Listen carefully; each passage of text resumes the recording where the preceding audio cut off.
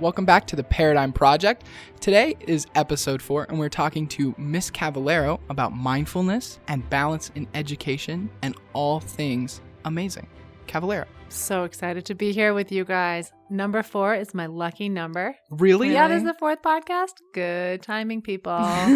Yeah, I'm really excited. I've been thinking about what I wanted to share with you guys for the past couple of weeks when Mr. DeMono asked me to do this, and my mind's just been flooding with all these ideas. So well, that's fantastic. Really excited. Let's start with just like a little bit about you. Who is Miss Cavallaro? Wow. Let's see. How far do we want to go back? Let's start at your name.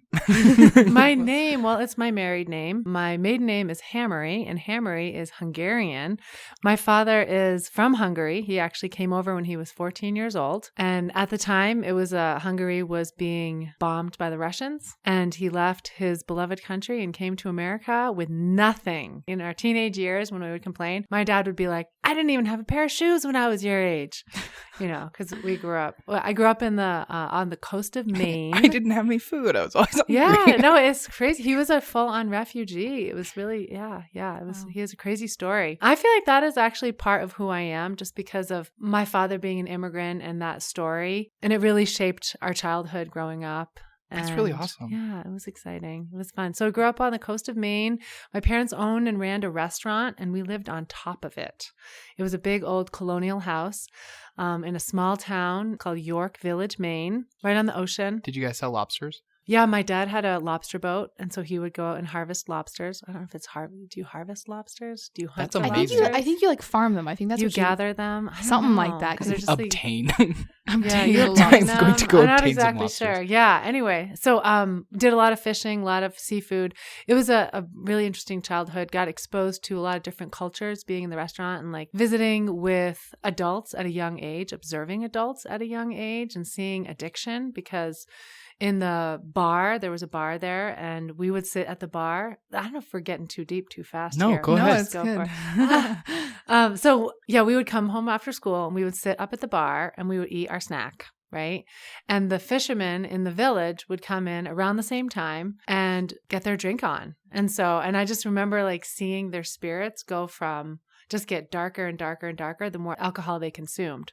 So, I mean, one of my passions in addition to mentoring teenagers is also working in the recovery population. I've been teaching yoga at a drug treatment center for the past 15 years. Oh. And it's a highlight of my week also.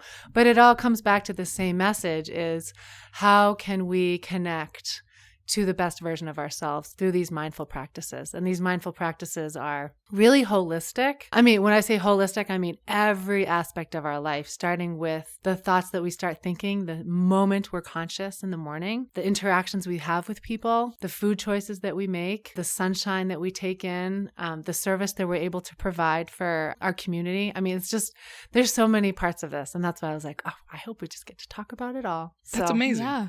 Before we get too much further on, I'd heard like back in the olden days, especially like in Maine where lobster farming was just super common, I remember they would pass like rules or like it would be in your contract for like fishermen would be like, you can't serve me lobster more than like X amount of times. And like prisoners had like riots because they like got too much lobster because it was like back then it was just like so common and so cheap that it was just like, this is the garbage food that everyone has.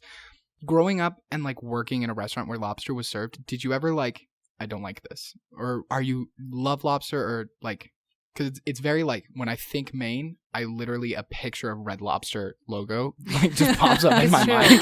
I know. They're really the water. The reason why the lobsters are so delicious in Maine because the water is so cold.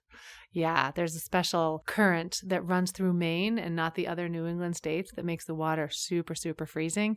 So the colder the water, the sweeter the lobster. Whoa. Yeah, so you can get lobster like from the Caribbean or like usually it's just the lobster tails. But the Maine lobster have the big claws and they're just really, really sweet. So I never really got sick of lobster. Yeah, I still love it. And at one point, a couple summers ago, it was cheaper than chicken. So we ate it a lot. Yeah, really? That's awesome. Yeah, wow. But lobsters are the trash of the sea. I mean, they are the cockroaches of the sea. They literally eat everything. They're pretty disgusting if you think about it that way. They're very dirty creatures, but they taste delicious. That's deliciously gross. I know. So growing up, I guess, kind of in a tavern almost. Mm-hmm. So you teach health here at Paradigm, right? I do, yes. And a lot of that focuses on healthy eating habits. I feel like if I grew up in a restaurant, I would be 4 times the size that I am now. How did that like affect you growing up and your eating habits, and like how did that affect your mindset about health? Good question. Well, we have to kind of look at the reason why my family wanted to open up a restaurant. My father and mother have just a love of food, all things culinary related. So we lived in the restaurant actually and owned the restaurant for only 10 years of our childhood. And then we moved to another town and had like a normal life. But we still there's still just a love around food. Like every meal was just such a big deal. You know, we prepared every meal. Everyone took a part in it. Someone would make the salad. Someone would set the table. And if you didn't get to do those jobs, then on the back end, you had to clean the kitchen and empty the dishwasher and do all that stuff. So food was just it was just such a huge part of our childhood and my dad's passion. One of the reasons why I'm so passionate about working with people in recovery from substance abuse is because my father battled alcoholism his whole life. And so part of growing up in the restaurant was seeing alcoholism affect really amazing people, especially my dad. And he died, it was 3 years ago that he died of alcohol-related liver disease. And so watching him just be tortured his whole life. But so he would transfer, when he was sober, he would transfer his alcohol addiction to food addiction. And I also realized in my 20s that I have very much an addictive personality. I never got addicted to substances, but I was very much addicted to exercising. I became addicted to food. So that is kind of like my roundabout way of becoming interested in health, because I knew that, at one point being addicted to processed food was so damaging to my body and my mind. I really noticed the effects on my cognitive abilities too. I mean, it would just hijack my mind. Not only would I be thinking about it all the time, but it would also affect the neurochemicals in my brain. So I had brain fog, just tired. I could just feel like I wasn't I didn't feel as great as I knew that I could. So I think food was kind of my first way of realizing that health it's just so important to feel great, as great as we can. And that's just one dimension of health.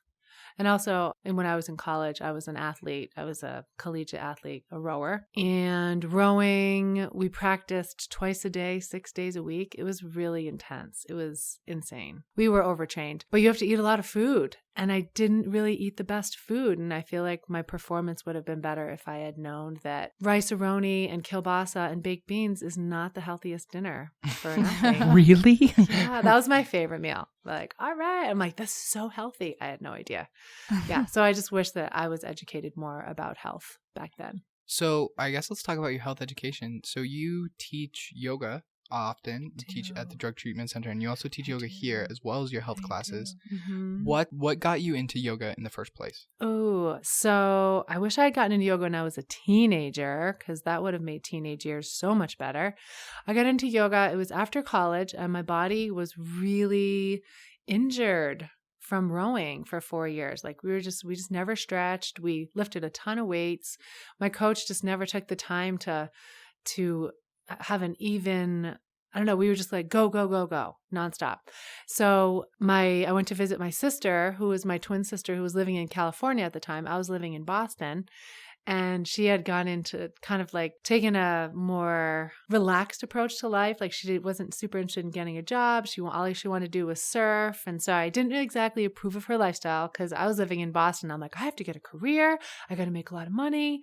And we were just really different. And so she left for work one day and she was like, here, try this yoga video. And I was like, yoga, you're so weird. But I got bored enough. And it was raining, so I couldn't go outside. So I was like, fine, I'll just try this yoga tape. And it was a VHS tape. And I did it, and it was so horrible. I hated it so much. It was 50 minutes of torture. It really was. For my ego, for my body. It was painful. I was bad at it. I hated it so much. But afterwards, you lay on your back. It's called final relaxation, and you just kind of integrate your practice.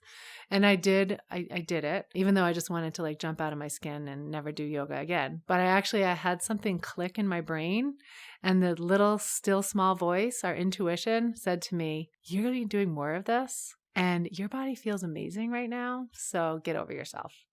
So that was kind of how I got started. You gotta love the internal yoga voice like yelling at you. And it's Yeah. like, this is what I needed. Why have you been starving me of this? Yeah. Well, yoga is all about connecting. The way I see yoga is it is a body, mind, spirit connection, right? And if you think of a lot of the experiences that we have in this lifetime, a lot of them disconnect us from our mind and our spirit, right? And as a collegiate athlete, it was so ego driven. Right? You have to be the best. You have to kick everyone's butt. And if you don't, you have low self-esteem. And I was very much in that mindset because I was a very successful rower. And so I put all of my value in my accomplishment. And is that who I really am? No. Did I think that for 4 years and put all of my identity into the fact that I had to be the very best? I did. And afterwards, after graduating and not being a Division I collegiate MVP captain, I had all these accolades, but I was like, who am I really? And so yoga gave me an opportunity to kind of excavate, peel back the ego, this false image that I had. It wasn't a false image. I mean, I really did want to be the best, but I put so much of my self-worth into being the best that it was an illusion, right? Because was I really serving the greater good? Not really. It was all about me being the best. So yoga was just an opportunity to discover the version of myself that wasn't type A nasty. Yeah. I mean, I was not a super happy person back then. I based my happiness on my success, and that is an illusion. It's sand, it's temporary. So yoga helped me go there for sure. And then once you start it and you start feeling better, because there's this physical response and then there's the mental response and then there's the spiritual connection, you just realize that we have so much potential inside of us and that our physical body is a really great way to access it through the practice of yoga. And there's lots of modalities. I mean, swimming is a great way to connect. I think any meditative movement, and for everyone that could be different, but finding a way to still the monkey voice that's jumping around all day and chattering and telling you about your self-worth and your fears and your worries and the future and the past, and getting into a place of stillness where you just can experience the present moment and realize what amazing, brilliant beings we all are. So that's yoga in a nutshell for me. Oh, actually, there is a little bit more into the story. I don't know. Okay. You guys Go ready ahead. for it? Yeah, Okay. I'm interested. So when I moved to Utah, I had finished my first teacher training, and I knew one of the things they said is you need to decide what your population is going to be. Who do you want to teach, right? And I didn't really see myself teaching in like a fancy yoga studio. I wanted to teach people who would never do yoga. And so an opportunity opened up to teach yoga at the jail and the prison and a juvenile detention center. It's like they all just came my way within a couple of months where I was like, I want to teach. Like, because those people, even if they got out of jail, prison, or the juvenile detention center, it's not like they would find their way into a $20 yoga class. Right? Yeah, they're not like, I finally got out of jail. I can Right? get Time back to to my go hot take yoga some practice. hot yoga. I gotta Yeah. get back to my yoga spa. Yeah. And so I was like, yeah, this is perfect. And I loved it. It was such an amazing experience because they got a lot out of it. And I always tell my yoga class this at the first class. So it was the day of the Virginia Tech shooting. It's actually coming up. It was April something 2005, and it was one of the first really big shootings where like many, many people were killed. I want to say 25, 30. We'd have to check. But it was horrible. It was all over the news. And I had just taught yoga to a group of men out at the Salt Lake County Jail. And we had done it outside that day because it was nice. They have like these concrete courtyards. I mean, all it is concrete and you look up to the sky, but you can see the sky and sun. It's kind of nice.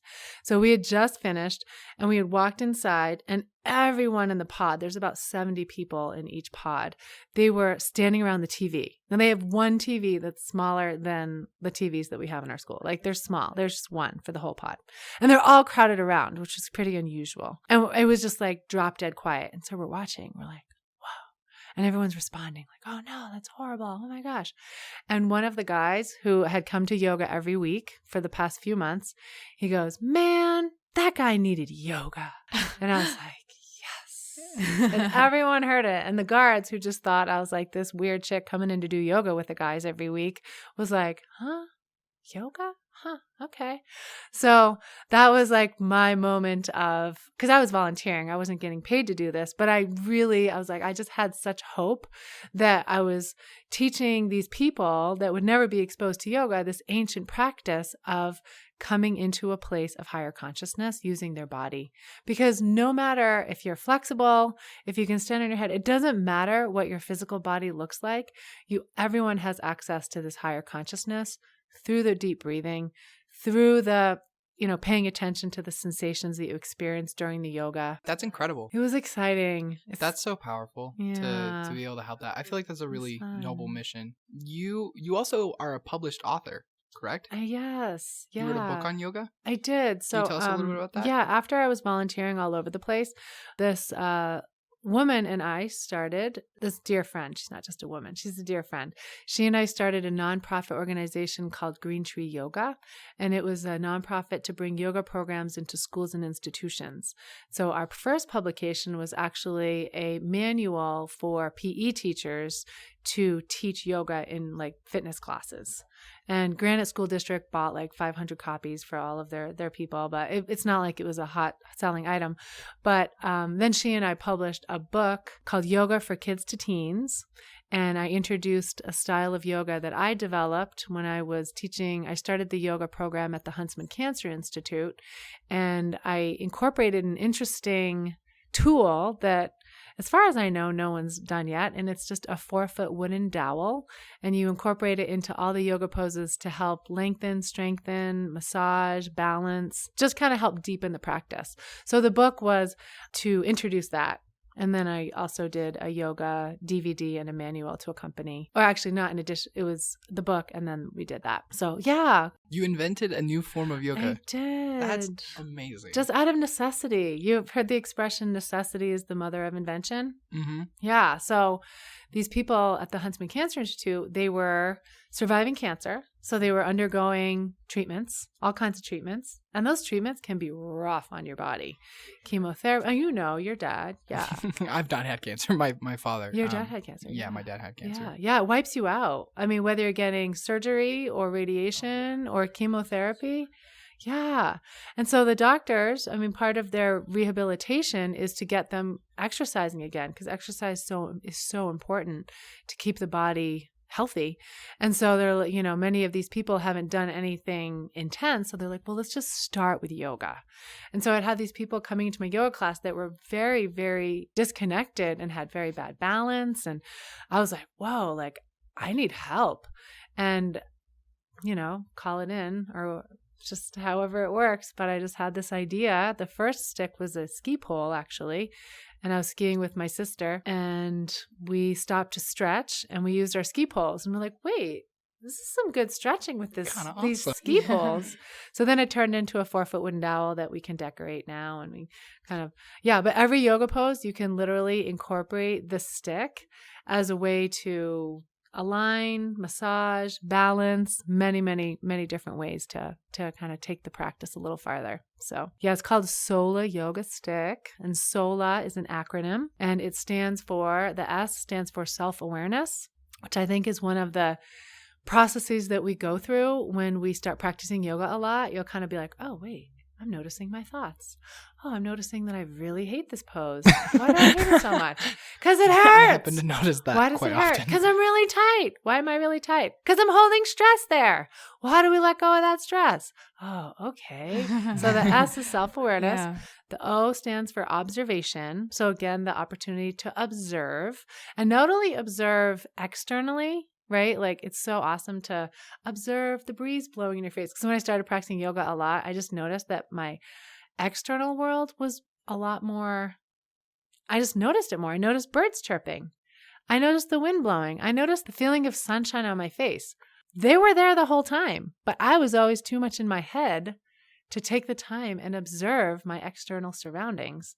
So it's not only an internal observation that we experience when we start practicing regular yoga, but the external is really cool. And noticing people, like noticing smiles and shiny eyes and beautiful energies. And then the L stands for love, because that's what it's all about.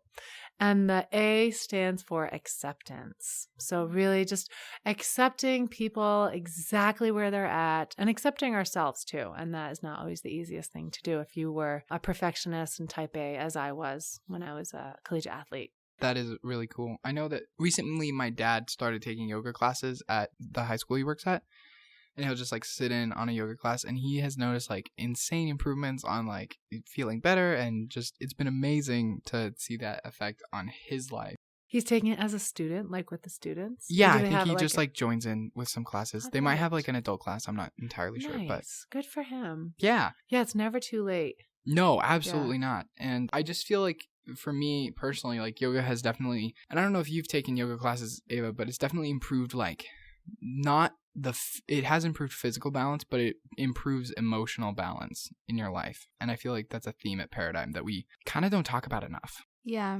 I don't know. I haven't taken, I mean, when I was in 6th grade, obviously, you know, in like public schools, I like to, you know, rotate activities. So like we did square dancing and yoga and softball and all these things. So I have small experience, but I'm interested because obviously you can't always just like drop down and do some yoga wherever you are. And so I know for like me personally, it's really hard for me to be mindful about like how my body's feeling, about why I'm feeling things, which is something I've been trying to work on. But I guess my question is like, especially for like, let's say before we even started recording, we were talking a little bit about food and eating. And I notice I carry a lot of stress when it comes to eating. Like it stresses me out. I don't like to eat in front of people. I don't know. And then it's just an issue. And so like, how do I be mindful about things like that without, you know, having to like necessarily sit down and do some yoga for 30 minutes or whatever? How do I bring the balance into my health? I think any opportunity that you have to just reflect, like to be more present. Anytime that you are wanting to eat, asking yourself, like, why do I want to eat? What is it that I'm drawn to eating? Are there certain emotions that you're not wanting to feel? That, you know, like a lot of people want to numb out, and there's certain foods that help you numb out. Like if it's especially salty, sweet, crunchy, those sensations just pull us out of our heads because we get to experience those sensations and they're delicious. Yeah. So I would say, I mean, it doesn't have to be yoga. It could be just going for a walk, as long as you are 100% present on that walk. Not listening to something else, not looking at your phone, but just 100% present during the walk. The reason why yoga gets the job done so much faster than, let's say, going for a walk is because of the intensity of the sensations that you experience in the stretch, right? Because like when you're trying to touch your toes and it feels like your hamstring's about to rip out of the back of your legs, you get to watch your mind go, freak out, right? And so, but because kind of the nature of the yoga poses that you stay in past the comfort zone, out of the comfort zone and into the unknown where you get to kind of look at your mental process. So it just accelerates the opportunity to observe faster, right? Because going for a walk, it may take several miles to actually get out of your head. But yoga, it just like within one class. I mean, the reason why I practice yoga now is for the mental benefits. I feel like my body's stretched out plenty. If anything, I stretched it out too much and I have to focus more on strengthening. That's just because I'm an extreme person. And I'm like, I have to be able to do the splits. Like, is that really the best for design for my body? Maybe not. But of course, my ego interferes still.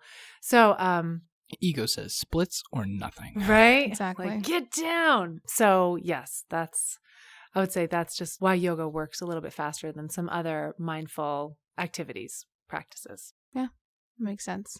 How do you feel like we can be more mindful in our education and more balanced in our education? For me personally, I find that, especially the last couple of weeks, I've been so stressed, and spring break, it just like, as much as it was like felt de-stressing, it's like Monday morning, I'm right back to wanting to explode and being super stressed and never having any energy to do anything once I get home, and just being like wiped out from school and not being able to find the balance of, I want to do this thing, but I also want to do this other thing. What is the correct ratio for that to not like put my life out of whack? Like how can we find these balances in our life? Okay, I think a couple things come to mind for that is one, I would look at what is your source of stress? Like, yeah, stress can be really motivating, but it's not the most beneficial form of motivation, right? So why are you feeling so stressed? Like, is it because you've procrastinated? Is it because you have an expectation around your performance, like you want to do really well? Before I would be able to answer the question fully, I'd want to understand why. What is the root of the stress? Is it the future you are afraid of? Is it letting your parents down? I feel like for me, it's the much, right? Like there's so many things that could be done, and there's so many things that need to be done. And I feel like I have to do all of them. And I have to do all of them 100% perfectly. And then I do none of them. And I just sit in my bed and like freak out. That is super stressful. That is super stressful. So you shut down. Yeah. Yeah. And that's a common response. Wow. Yeah, that is a tough one. Welcome to my podcast. Please fix my problem. Exactly. No. Wow. I mean, gotta think about this one. So you shut down. So I'll just be like sitting on my bed and like watching videos or something and just feeling paralyzed. And I have all these like thoughts in my head that are like, you need to do it. Whatever it is, do something. This is not productive. And then I'm like, I want to nap now. I'm stressed. Please stop. And so it just like paralyzes me. Yeah, there's a lot of back and forth. Yeah, little ball of stress. Yeah, I like in the Buddhist philosophy, they have this concept of mindfulness, and the way they describe it, it like makes a lot more sense to me, because it's like, it sounds like a really basic term, and we talk about it a lot. It's like all over the magazines nowadays. My head's full of mind. Right, I know. It's like, I am in my mind, and it's going crazy. But the way that the Buddhists describe it, there's like the big mind, and then there's the monkey mind. And the monkey, just think of like a monkey inside your brain going, woo, woo, ah, ah, ah, ah. And like, beating yourself up because you can't stop watching YouTube, or, and you're like self-deprecating yourself because you can't get the motivation to do anything. Like, that is your monkey mind. And so mindfulness, we have the choice to step into this place in our mind where it's the big mind. And you just kind of like take a deep breath and go, I can do this, right? Because we all have this image in our, I think it more comes from the soul, if you want to get, spiritual here, of this image that we have of our higher selves, right? This best version of ourselves where we're kind, where we're peaceful, where we're creative. Like, we all have access to that. And so mindfulness is just slowing down enough to choose that consciousness every day. And it takes training, because our world completely goes against it. I mean, we are being bombarded with stimuli all day long.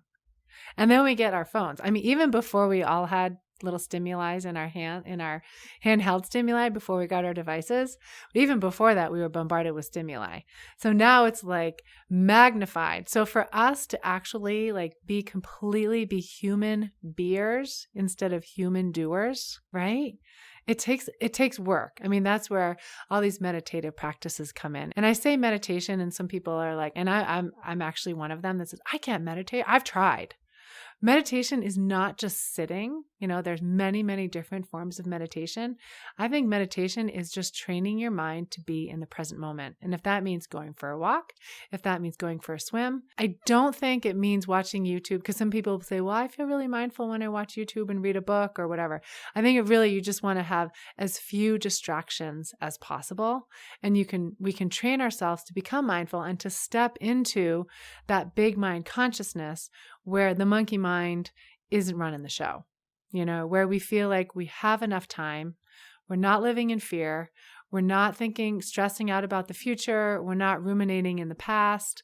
We're just fine. We are, the A in the Sola, the acceptance, just being okay with where we're at. Like, we are works in progress. Perfection, it's a moving target. I mean, what is perfection, right? But just really accepting the fact that we are in progress, and when that we're really perfect right where we are. I feel like there's a third mind, and it's the ape mind in between a monkey and a human, because that's where I am. We found it, guys. We found the missing link. It's Ava's brain. It's my brain. I know that I need to be like balancing things and take a break, or I need to get out of my head and fuel my body. But then I take it too far. I go, I need to take a break. And then I do 15 minutes of work and then 3 hours of break.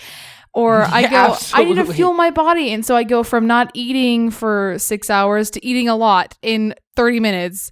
it's difficult to, get from monkey to the big mind, and I'm like stuck in this little in between, and I don't know what to do about it. That is a challenge. I think we all kind of feel like, does the big mind even exist, right? It's like, yeah, but it is a training. We have to train ourselves. It's not like we wake up one day and we're like, oh, here I am, right? We might feel like little glimpse of it. And I feel like you do, because you are a very intelligent person, right? And you're aware of your thoughts. The fact that you are aware of your thinking, that you have the power to reflect, means that you have the ability to step into that big mind. But it's not, it doesn't just happen like that. Like we have to have a practice. And that's where, like bringing really powerful morning rituals into our life, I think is one of the first steps that you can take to start to clear your consciousness and start choosing your thoughts and realizing your potential. Because the mornings, just look at the snooze button, for instance. The ding dang snooze button. I hit it. I let myself hit it 3 times. 3 times. Hey, that's 3 times, and 3 then I times. have to get up. Okay. 3 You're times. a triple snoozer. I am. That's crazy. Is yours a 9-minute interval? I think it's an 8-minute, not 8 or 9 minute. Yeah. Okay. Wow. Okay. So I'll get woken up and then I'll just sit there for about 40 minutes and then I'll be late. What do you think about? How much I want to not get out of bed. How much I want to sleep and probably die. I think, but you were talking about those glimpses earlier, and I feel like those are so powerful. And I've definitely had those glimpses in yoga. And they're small moments. They're not, and they're so hard to come back to. But when you're in there, it's just amazing. It'll usually be right around final relaxation, and you'll just be accepting of yourself. And you'll have this glow about you. And it's amazing. And I feel like the concept of nirvana talks about that. That is what it would be for me. Is that is the highest state I've ever attained. And just being fine. And that word is so magical to me. So many people are I'm fine. Yeah, you're not. You're not fine.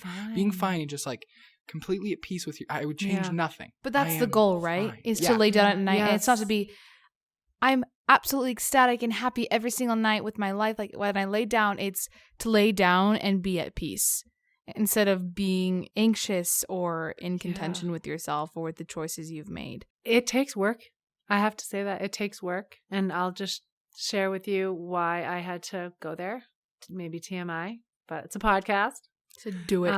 Yeah. So 3 years ago, my father was dying of cancer. So it was actually 4 years. He was diagnosed and died within a year. At the same time, I was going through divorce or deciding that I needed to get divorced, which is a very, one of the hardest. Pretty intense. Pretty as far as intense. things Small go. children, Super hard, yeah. super hard. And my brother had a major stroke and was severely disabled, and I was his caregiver. And I was going through all of those things at the same time. And I noticed that my physical health was deteriorating. I had inflammation throughout my body. I had pain in every joint in my body. I was going down the rabbit hole of WebMD, looking up all the different cancers I could have. Bone cancer was at the top of the list, which does not have a good prognosis. So I was like, okay, well, if I have 3 months to live, 6 months to live. Anyway, I became much more spiritual. I finally went and saw my doctor because I hadn't been to my primary care physician in 3 years. And I was like, okay, well, I probably have cancer. So I finally was like, okay, I have to go to the doctor. Anyway, had a little bit of a health scare at the doctor, but it ended up being just fine. All my blood work came back normal. And she said, you just have stress. And I'm like, no kidding. So that is what necessitated my actions to be super deliberate about being mindful, choosing my thoughts. Because my life was so chaotic at the time, just dealing with all 3 calamities, that I could not allow myself to think negative thoughts. So I just became vigilant, hyper vigilant about my lifestyle, down to the morning I woke up super early because I wanted to wake up before my mind turned on and started thinking worried thoughts. And I had a morning ritual that was super dialed in. I started gratitude journaling. And I know that sounds simple, but that seriously changed my whole perspective. It's amazing when you realize that you have the power to choose your thoughts, and the thoughts that you choose can elevate your consciousness to the point where you feel love towards everyone. You feel peace in your future. You feel peace with your past, which isn't easy to do when you're going through a divorce, you know. You're like, duh, why did I marry him? I mean, that sounds anyway. No, but it makes sense. You have regrets, Yeah, right? You have regrets, right? It was just so absolutely necessary for my health, my physical health and my mental health, to choose every thought that I thought. And coming to Paradigm, actually Paradigm was like such a haven for me because I have always loved my job, but I loved it even more coming here because I really believe that service is the number one reason for humans. We have to serve. I mean, to like feel fulfilled, right? To fulfill our life purpose, we have to find our way to serve. And so coming here was like very therapeutic for me. But yeah, the mindfulness practice, I had to do it, or I maybe would have gotten cancer. I don't know. But I was in a lot of pain, and waking up and feeling every joint in my body like ache was horrible. I'm like, what? I eat so healthy. It doesn't matter. My mind was a mess. But I think, you know, you sharing your story like shows like even like balance and things like this exists outside of our mind. Like it is a universal truth. Like it really feels like when life gets you down, it gets you down. Like I'll share some of my experiences in July. So, you know, it was kind of rough because school had been taken away from me, and that was a huge deal for me because I'm a social person. And so I was stuck at home and I was just not dealing well with it. And I hated like over quarantine. Yes, over quarantine. I hated online school. I was super negative. I wasn't seeing anybody. And then in July, I had my cousin who was very close to take his own life. So that was also a shock. It was just awful and it felt awful. And then, you know, I started getting negative. I'm like, because I didn't have an initial reaction to it. And I was like, what is going on? What's wrong with me? So I started to turn in. I'm not seeing anybody. What's wrong with me? And then 2 weeks later, after going through that, I started to develop really, really terrible anxiety to the point where I'd have to drug myself to go to sleep every night. And I couldn't eat anything. I lost like 10 pounds. And it was just the worst. And then I went through my first breakup, which is always the hardest, because it's just teenager emotions and you don't know how to let go of something. And then the regrets came, like you were saying, like, why did I even get into the situation that I'd have to get myself out of? And why is it happening now? And all these terrible things. And I found myself for like a minute choosing to sink rather than swim, because I was like, why is this all happening now? Why? Like, this is so unfair. This is so stupid. And like, I just wanted to lay down and die. I was like, this is the worst. But I think it comes to like making decisions that are going to help you in the long run. And I think that's the hardest part. It was like, do I go in to the doctor and get on medication, which I was really against for a long time because I thought they messed up your brain and stuff. Is like, do I go and get on medication? Do I break up with this person? Like how?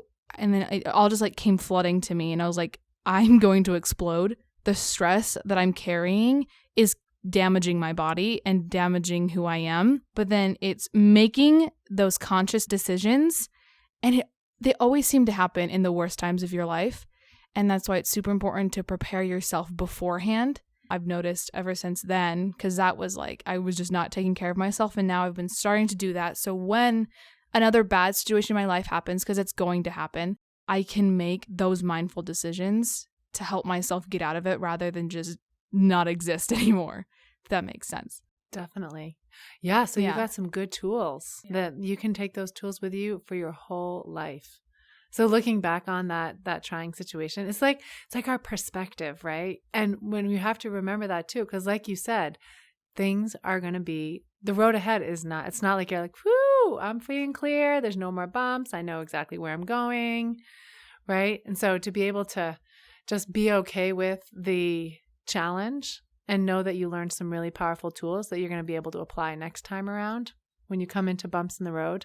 Yeah, I mean, that's like mental health 101, right? Is knowing that you have those tools moving forward. Yeah. And that you were able to dig yourself out. Yeah. I mean, I needed a lot of help, like a ton of help from my family. But then like, you know, you see I got like the gratitude from like, oh, I have family. Ava, thanks for sharing that. It actually, that vulnerability, like so many people, especially during COVID, were experiencing the same struggles. So thanks for sharing that with us. Yeah, it was really powerful. Yeah. And it's just important to remember that, again, because it is a progress and that there's going to be bumps in the road, that we just have to have that perspective of everything's going to be okay. And we are okay exactly where we are. And really believe that. Otherwise, anxiety will take over faster than you can spell anxiety. It's so quick. It is. It's I'm so not sure quick I because, can spell again, anxiety. that monkey mind can be your master. And again, if you look at it in those two different states of consciousness and be able to look at the thoughts and say, are these true? Are these real? Do you think that's what you're trying to balance? Are you trying to balance like your perception of the world? I think it all comes down to perception and the lens that we see the world through. So like that would be applicable for everybody, scholars, working professionals, Everyone. Senator Mitt Romney, anyone. I mean, depression and anxiety are the leading causes of disability, I want to say in the world, but it's definitely in the United States. Yeah, people are not working because they're so depressed and they're so anxious. So Amen. something has to change. Something has to change. And I do feel strongly that it is going to be a simple approach because, we've kind of exhausted the human doing, go. It's not about doing more. It's about actually doing less and coming back into ourselves and just finding that unity with our higher consciousness. Like, in the 12 steps, they call it the higher power. In Christianity, we call it Christ consciousness. In Buddhism, they call it Buddha consciousness. Mm-hmm. It's just like we have these different states of consciousness and that we have the power to choose. And creating space in our lives to be able to choose that. I think that everyone will realize how darn amazing we all are. I really like how you said it's about doing less. And so I want to give the people listening something to go away with to practice, to try. So it's about doing less, which I always forget. What is like one or two things that you think they could practice that could help them be more mindful or balanced in their day-to-day life? I think if we were to take a poll among all the scholars and probably the mentors and administrators, one of the most challenging things that brings the most stress into our lives is time management and procrastination, right? So how are we supposed to actually slow down and do less when we procrastinate? So again, I think the morning piece is key. And for all of you non-morning people out there, and it's especially hard for teenagers because your brains are actually changing to want to sleep in. So the morning thing is hard. I understand that. But what is so important about the morning routine is that is how you start your day. It's like you are planting the seeds for the garden that you're going to grow throughout the day, first thing in the morning. Tell me about your morning routine. Do I not need to hit the snooze button 3 times? Do I need to? You know why the snooze button is such a problem? It's because it puts you out of integrity right away. You're That's like, well, a I fact. set my Wow. alarm for 6 a.m., but I'm not going to get up till 6:24 or 6:27, depending if it's an 8 or 9 minute snooze, right? You are allowing yourself to not be in integrity with your work, with your intention, right? So my morning routine starts the night before. So before I go to bed, I have a prayer and I read, and then I visualize my morning. I'll be like, okay, tomorrow morning, I'm going to get up. I go in the kitchen. I drink my 2 glasses of lemon water with lemon juice in it. I drink this stuff called Greens First, just a green powder. I go I sit on my couch and I do this. It's called savor. It's pretty specific. The S stands for silence. So depending on how much time I have, if I have 20 minutes, then I divide the 5 by 20. If I have 5 minutes, then it's just 1 minute for each letter. The S stands for silence. I just sit in silence for 1 minute and I time it because otherwise you're like, how much time is that? The A stands for affirmations. So I literally tell myself good things like, I am powerful. I am inspirational. I tried affirmations and I felt a little bit schizophrenic. I was like, I'm going crazy. Wow. I'm It talking to myself. takes, the repetition. It's all about the repetition, right? Because, a few times you might be like, why am I telling myself this? But over time, you start to lay down those neural pathways and you start to believe it. I So- 100% agree. Yeah. I mean, like, Well, it's we literal can see that in, like, science, so so you many have to books. agree. It is. Just Right. kidding. It's brain science. Yeah, Hey. brain science from the little engine that could. He said you think he Totally. can, he can do it. You can. You know what I mean? Yes. And then the V stands for visualize. And that's where I visualize my day. I visualize each one of my classes. I visualize interactions with students that I may be struggling with or whatever. Visualize whatever I want to happen, I literally visualize it. E stands for exercise. So I do this weird exercise called rebounding. It's on a little mini trampoline. And I do that for at least 10 minutes. It just wakes up my body. And then the R stands for reading and reflecting. So I either read or journal. And it's literally, even if I literally have 5 minutes, I will do each one of those for 1 minute.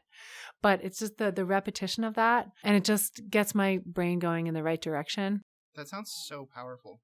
Yeah, it is powerful. It's actually, I didn't invent it. I can't take credit for it. It's from this book called The Miracle Hour. And that's kind of his whole theory.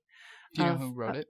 I can't remember. We could down look it up please like for right us. now. The Miracle Hour. But it's good. It's just so powerful. Because our mornings we start our day in the mornings. Everything starts in the morning. And every day is new. No matter how bad your day was before, you always start with a fresh mind, right? Like you don't really carry that much over in your mind after you sleep, unless you don't sleep, which is a real problem. I think it was Da Vinci, and he was like, I hate sleeping. This sucks. And so he did like 20-minute naps every 2 hours. So he got like 6 hours of sleep or something like that. And he just ran on a 24-hour clock and just like never stopped. And I feel like I would spontaneously combust after about 3 days. That sounds like an incredible waste of time. What? Sleeping like that. Because I feel like there is definitely a reason we are not nocturnal. And so to just like, It's true. he's doing too much. It's called The Miracle Morning by Hal Elrod, by the way. It's a good one. Miss Cavallaro, thank you so much for coming on The Paradigm Project. It has been amazing to talk with you. You are a super insightful person, and I really appreciate this podcast. It was amazing. I am so excited to be with you all. Thank you for inviting me. It's really, truly, truly an honor. Fantastic. If you have any comment suggestions or future episode ideas, you can email us at podcast@paradigmhigh.org, or you can find us on Instagram at @theparadigmpod. You can find us anywhere you listen to podcasts, Spotify, Apple Podcasts, Stitcher, and now we are on YouTube, so check us out there.